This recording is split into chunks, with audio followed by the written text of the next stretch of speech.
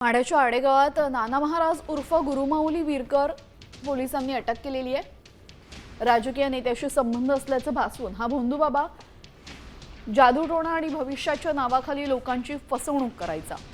पंढरपूरमधील एका तरुणाच्या तक्रारीनंतर त्याला अटक करण्यात आली आहे। तर अन्य कोणाचीही फसवणूक झाली असल्याचा पोलिसांशी संपर्क साधण्याचं आवाहन यावेळेस त्यांनी केलेलं आहे। अधीक्षक अतुल कुलकर्णी यांनी हे आवाहन केलेले आहे।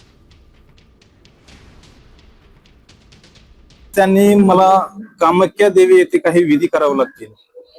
तुम्हाला कर्णिबाधा आहे, मला कामाख्या देवीला जायचंय, मला विमान खर्च आहे। मग तसे पण ते माझ्याकडून 10,000 20,000 मी त्यांना द्यायचो। त्यावेळेस आम्ही काही ना काही त्यांना घेऊन दिलेलं आहे किंवा त्यांनी तशी मागणी केली आणि तसं त्या मागणीप्रमाणे मी पण ते त्यांना देत गेलो। मी त्यांना एकदा दोनदा असं बोललो की मी तुमच्या विरोधात तक्रार दाखल करणार आहे, तुम्ही माझा जो आजपर्यंतचा खर्च झालेला आहे द्या। तर ते मला म्हणले की तू माझं काही बिघडू शकत नाही, तुला मी हळूहळू संपवून टाकेल। म्हणजे अशा प्रकारच्या धमकी त्यांच्याकडून मला मिळायला लागल्या।